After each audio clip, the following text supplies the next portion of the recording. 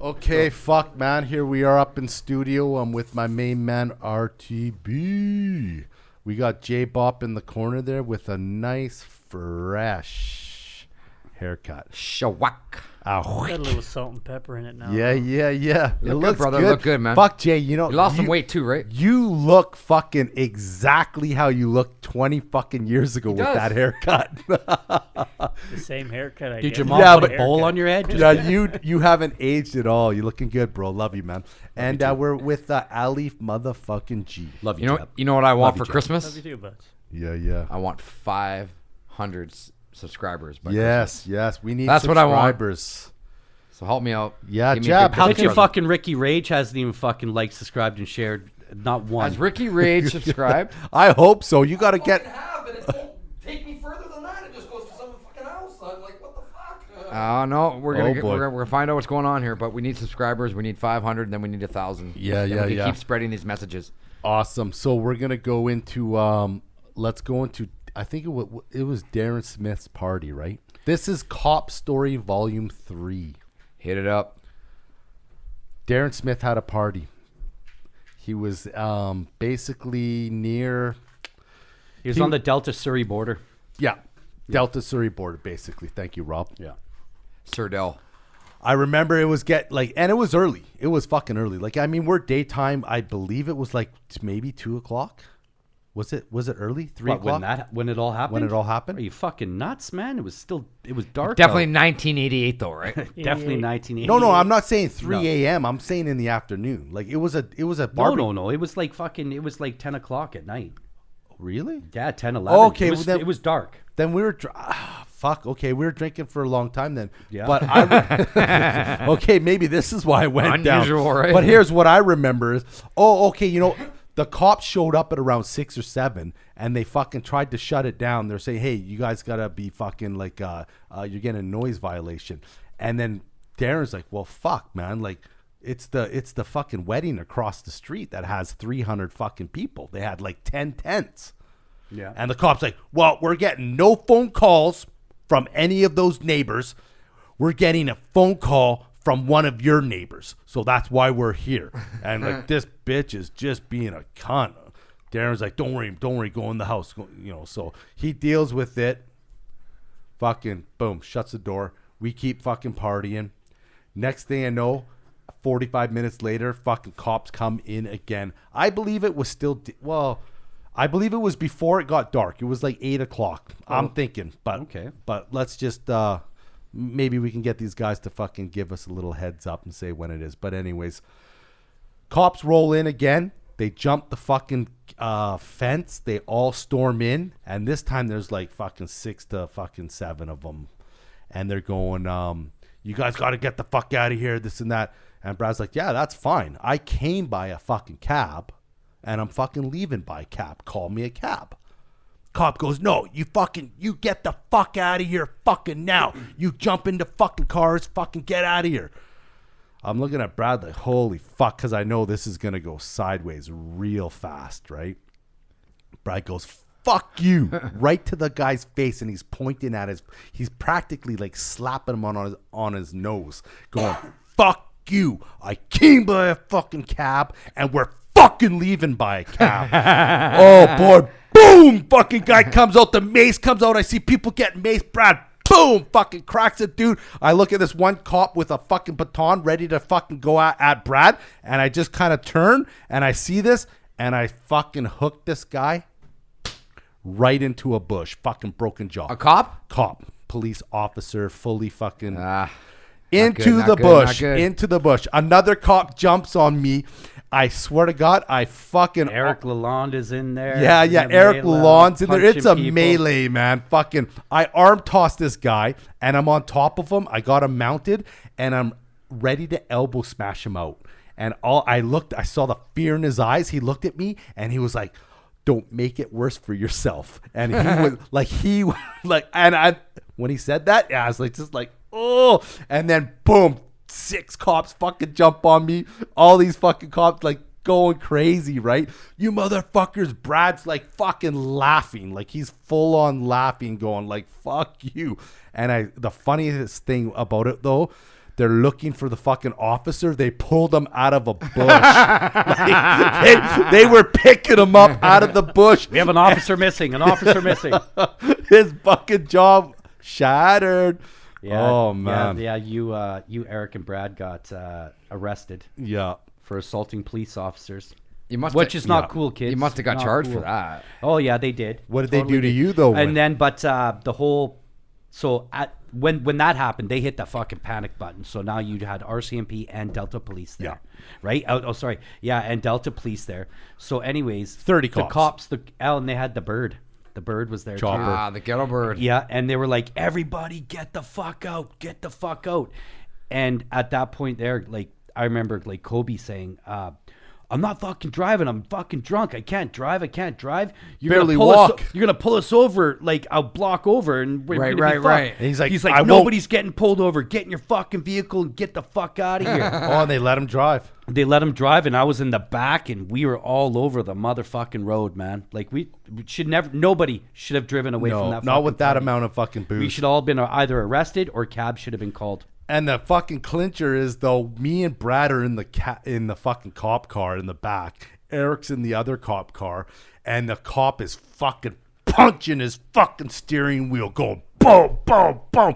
He goes, "You motherfuckers, you know, back in the fucking day, we'll take you to fucking Bear Creek and fuck you guys up." And I'm like, I look at Brad, I go, "Me and this guy here will take on 6 of you motherfuckers, man. Let's do it. 6 against 2. And he goes, he's pumping himself up, but he can't do it because all the fucking Delta cops came. So now they're like, because there was so many cops. Yeah, you can't. If we're not arrested and charged, they're gonna go, "Whoa, where did you take those guys?" yeah, right? yeah. Because it was, that's what they used to do. They used to take you to Bear Creek and fucking it was give you on, the business, right? man, or give you the business, right? Exactly. But I was begging him, man. I was like, "Yeah, we'll do that. Me and this guy here, take the cuffs off. We'll fight fucking 6 of you assholes." Yeah. Oh fuck. Crazy. Marko's the only one that you pleaded guilty. Yeah. Marko's the only one that got anything out of that. Yeah. Took the Brad got off and Eric got off. Yeah. How did they get off? Took the advice of my fucking grandma. That's Because they Like, got plead off. guilty, just get it over with, kind of thing, right? yeah. Don't know. Oh. Like what? How did they get off anyways? Well, they got because those cops lawyers, probably. those cops jumped on the fucking property. They had no business to do what they did. They overjumped their boundaries, right? But one of the funnier things was, I'm addicted to fucking chapstick, and the cop, he goes, "What the fuck's this?" When they strip search you and all this shit. Right. He grabs my chapstick. I go, "Oh no, I'll just take that with me." And he's like, "You ain't fucking taking shit." And he snags it out of my hand. I fucking slap it back out of his hand. It drops on the ground. He takes his big size 13 fucking cop boot And smashes that. smashes it. And I go to the ground. I pick up a big chunk and put it on my chest. And I was like, "I'll use that for later." He's like, "You're a fucking loser." I can picture you though, just jabbing. Chapstick. There was no way I'm going Yeah. 12 hours with no chapstick, man. My fucking lips would be burning. I got a quick cop story for you. There was a whole bunch of people that we all hang out with that went to go steal from Guildford Mall, steal tennis rackets and shit. Right? I remember this. And I was not part of that. But anyways, a lot of them got caught. So now let's fast forward a couple of months. So anyways, a couple of months later, I'm walking through the lower part of the mall. I did not know that we were all banned from the lower part of the mall. Remember where Sport Check used to be, or Sport Mart, or whatever that was.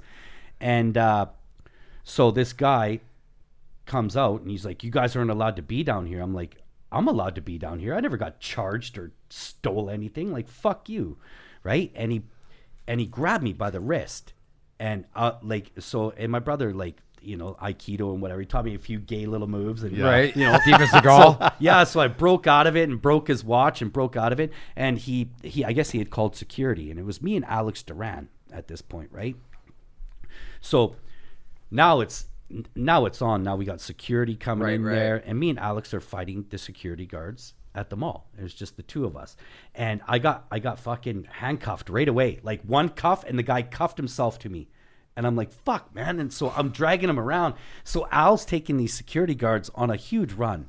and they're for whatever stupid reason they keep following him, and then I see Al coming back down by Hole in One there, the old donut shop. Yeah. He's running down there, and I have the guy. I can see Al, and the other guy's facing me, and I step away, and Al gives him a 2-handed push, and gave him whiplash. So, anyways, we got caught, and we got charged with assault. What? Yeah, I don't even. and we had to do the diversion program with Alan Keel, the guy that spits and shit on you. Right? You have to wear a trench coat or a rain suit when you go in and see him. But we did the diversion program. But here, hold on. I forgot about that. So, anyways, we're arrested, and Al doesn't technically have a place to live, right? And so I'm on the phone with my dad, and I just turned 18, so I'd be charged as an adult, right? For fighting and whatever. So, but Alex is not an adult; he's still a youth. And so I'm on the phone with my dad, and I'm like, "Dad, can you come down here and pick me up?" He's like, "Well, fuck, I've been drinking." I was like, "Well, That never stopped you before. yeah, Exactly can you come down and get me?" And so him and his buddy Bert drive. They do the trek from fucking Birdland all the way down, Right. all the way down to the holding cells, right? And but anyways, I'm on the phone with my dad, and I'm just like, "Fuck, man, they just hurry up. They say if you don't come and get me, I have to go through. I have to stay here for the weekend or whatever." And he's like, yeah, we're on our way down. And I look over, and I see Alex Duran, buck naked, bent over, and spread ass cheeks. And I'm like, What? I'm like, hurry up, Dad, hurry up. They're strip searching Alex. I don't want to get strip searched. And then, that's no word of a lie. I looked over. I'm on the payphone or whatever the fuck it is, that phone. And I look over, and he's like buck naked, bent over with his ass cheeks spread. Now, he is a youth. He is not supposed to be strip searched or anything. And He is a youth. butt cheeks spread. He had his fucking ass cheeks spread wide open. I saw almost right through and out his mouth. You That's said how wide open exactly. he was. Yeah. Like a telescope. Right? And then fucking, so the next, Fuck me, so man. anyways, I got grounded for 4 hours. Right? And, fuck, there's this knock on the door at 3:00 in the morning, and my dad's like, "Jesus fucking Christ, who is it?" And he walked out for whatever reason. I don't know if he was drunk or what, but he knocked on the back door, and maybe he got like his bearings crossed. And my dad's like, "Fuck, man." He's like, "Where were you?" And I was like, "I was in jail. Like, I was in the holding cells." He's like, "Your mom didn't pick you up?" He's like, "No, my mom lives in Abbotsford." He's like, "Why the fuck wouldn't you say something? I would have tried to get you out of there." And then, but anyways, the moral of the story is that I saw Al bent over, ass cheek spread, and fucking the hair on his ass was as dark as these mics. But the moral of the story is that cops fuck up all the time because they should not have strip searched a youth. 100%, man. When I was a He kid, I was used to- 16 years old, Did. but they did probably for their own fucking. as you I know, said in it was past, probably that dude that always wants to look at your yes, fucking like I dick. was gonna say after I said in past podcasts that I've had cops looking at this one cop that used to look at my dick all the time, man. Me and Garnet's, right? Yeah. And I heard Garnet had a huge hammer, so he's probably looking at that for some sort of other reason, right? Yeah. Oh, I like them brown boys. I like them brown boys.